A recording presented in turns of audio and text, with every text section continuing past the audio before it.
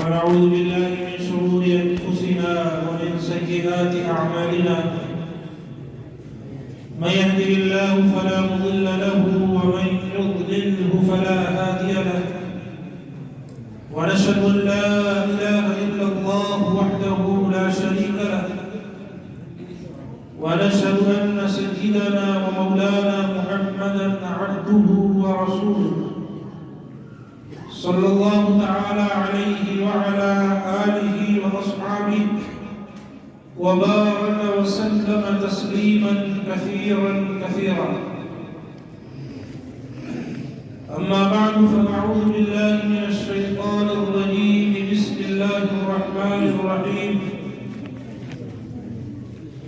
إنا نحن نزلنا الذكر وإنا له لحافظون وعن بريدة الأسلمي رضي الله تعالى عنه عن رسول الله صلى الله عليه وسلم أنه قال عن صاحب القرآن ويوضع على رأسه تاج الوقار ويكسى والداه حلتين لا يقوم لهما أهل الدنيا فيقولان بما كسينا هذه فيقال بأخذ ولدكما القرآن ثم يقال اقرأ واسعد في درجة الجنة وغرفها فهو في سعود ما دام يقرأ هذا كان أو ترتيلا أو كما قال عليه الصلاة والسلام. قابل قدر علماء کرام اور معزز سامعین، ہم سب کے لیے بڑی سعادت اور خوشی کی بات ہے کہ قرآن کریم کے حفظ کی تکمیل کی مناسبت سے یہاں جمع ہے. بڑی خوشی اور سعادت کا موقع ہے. حضرت ارقم رضی اللہ تعالیٰ عنہ جناب نبی کریم صلی اللہ علیہ وسلم سے روایت فرماتے ہیں، آپ صلی اللہ علیہ وسلم نے ارشاد فرمایا، من شہد القرآن حین یفتح، جو شخص قرآن کریم کی ابتدا کے وقت حاضر ہو، فَكَأَنَّمَا شَهِدَ الْفَتْحَ،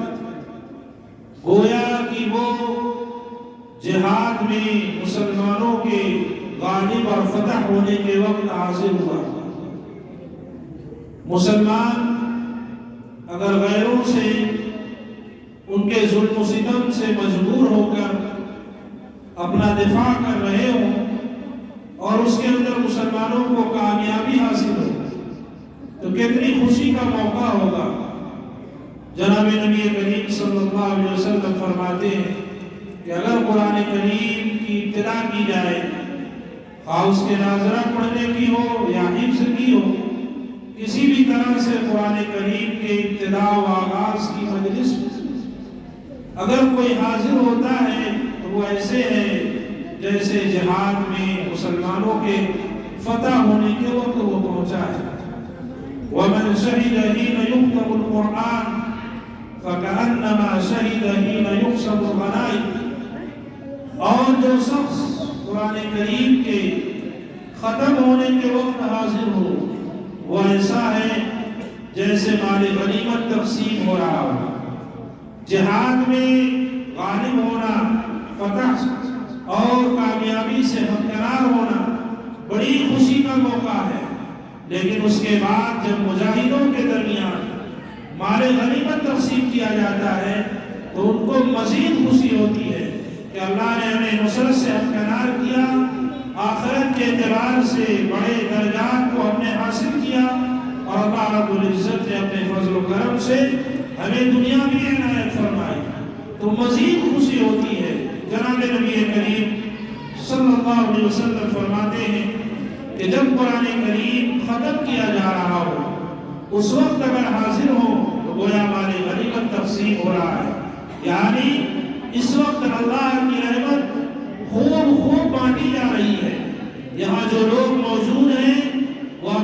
کو یہ نہ سمجھے کہ ہمارا اتنا وقت ضائع ہو گیا،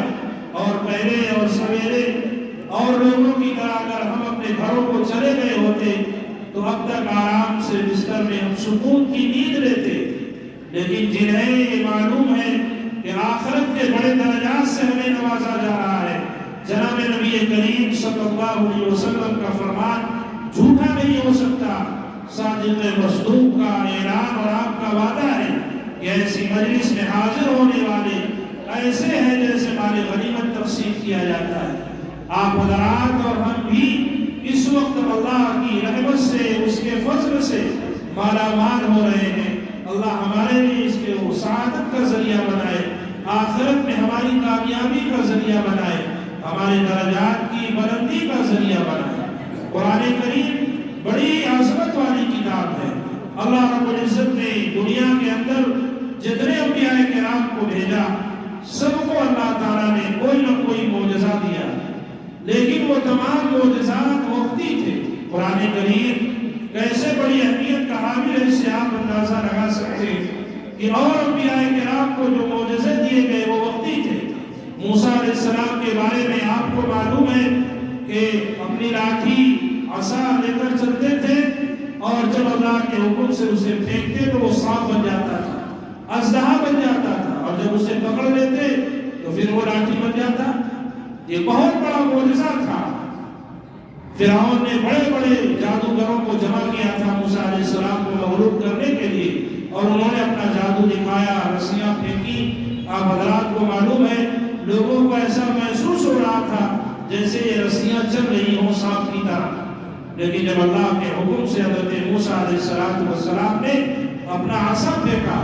تو وہ سانپ بن گیا اور ان کے سارے سانپوں کو نگل گیا۔ یہ بہت بڑا معجزہ تھا، لیکن یہ معجزہ اسی وقت تک معجزہ تھا جب تک حضرت موسیٰ علیہ السلام دنیا میں۔ حضرت موسیٰ علیہ السلام دنیا سے تشریف لے گئے، آپ کے ساتھ آپ کا یہ معجزہ بھی ختم ہو گیا۔ اسی طرح سے اللہ تعالیٰ نے حضرت عیسیٰ علیہ السلام کو یہ معجزہ دیا تھا کہ آپ مٹی کا پرندہ بناتے اور اس سے کہتے کہ اللہ کے حکم سے اڑ جاؤ، تو وہ گوشت کے پرندے کی طرح زندہ ہوتا اور رونے لگتا۔ مردوں کو کہتے قم بإذن اللہ، تو مردہ زندہ ہو جاتا۔ اللہ تعالیٰ نے بہت بڑا معجزہ حضرت عیسیٰ علیہ السلام کو دیا تھا۔ ایسے بیمار، کوڑی بیمار جو پیدائشی ہوتے تھے، ان کا کوئی علاج نہیں ہوتا تھا، اس کے اوپر بھی حضرت عیسیٰ علیہ السلام اپنا ہاتھ پھیرتے، وہ بالکل تندرست ہو جاتا، ایسا ہو جاتا جیسے کبھی اس کو یہ مرض تھا ہی نہیں۔ یہ بھی بہت بڑا معجزہ تھا۔ لیکن جب حضرت عیسیٰ علیہ السلام کو اللہ رب العزت نے آسمانوں پر اٹھا لیا تو آپ کے ساتھ آپ کا یہ معجزہ بھی دنیا سے چلا گیا، اور بھی انبیاء کرام کو بڑے بڑے معجزات دیے گئے، لیکن وہ تمام معجزات ان کی زندگی میں تھے۔ جناب نبی کریم صلی اللہ علیہ وسلم کو قرآن کریم ایک معجزہ دیا گیا۔ آپ صلی اللہ علیہ وسلم دنیا سے تشریف لے گئے، لیکن قرآن آج بھی اسی طرح سے باقی ہے جیسے قرآن میں جناب نبی کریم صلی اللہ علیہ وسلم کی زندگی میں چیلنج کیا تھا کہ اگر میرے حق ہونے میں، میرے سچ ہونے میں، اللہ کے کلام ہونے میں کوئی شک اور شبہ ہے تو تم ایک آیت اس جیسی بنا کر پیش کر دو۔ اور قرآن نے یہ بھی اعلان کیا تھا کہ تم قیامت تک اس کا جواب پیش نہیں کر سکتے۔ جناب نبی کریم صلی اللہ علیہ وسلم کی زندگی میں بھی بڑے بڑے فصیح و بلیغ عربی زبان کے ماہرین موجود تھے، بڑی کوششیں کی، بڑی محنت کی کہ کسی طرح ہم ایک آیت بنا لیں اور قرآن کا جواب دے دیں، لیکن خود کافر ہی اگر کوئی بناتا تو دوسرا کافر یہ کہتا کہ قرآن کے برابر تمہارا یہ کلام نہیں، ایک کافر ہی رد کر دیتا تھا۔ جس طرح سے جناب نبی کریم صلی اللہ علیہ وسلم کی زندگی میں قرآن معجزہ تھا، اسی طرح آج 1400 سال سے زیادہ گزر جانے کے بعد اسی طرح سے قرآن پھر بھی اعلان کر رہا ہے کہ آج بھی اگر تم قرآن کے حق ہونے میں اور سچ ہونے میں شک و شبہ کر رہے ہو تو آج بھی وہ چیلنج کھلا ہوا ہے، آؤ میدان میں اور ایک اس جیسی آیت بنا کر پیش کرو۔ لیکن دنیا دیکھ رہی ہے کہ کفار آج بھی محنت کر رہے ہیں، کوشش کر رہے ہیں، لیکن قرآن جیسی آیت آج تک پیش نہیں کر سکے اور قیامت کی صبح تک پیش نہیں کر سکیں گے۔ اس پر ہمارا یقین ہے، اس پر ہمارا ایمان ہے۔ دنیا ختم ہو جائے گی، قیامت آئے گی، یہ سارا نظام درہم برہم ہو جائے گا، یہ چاند سورج ختم کر دیا جائے گا، یہ زمین ختم ہو جائے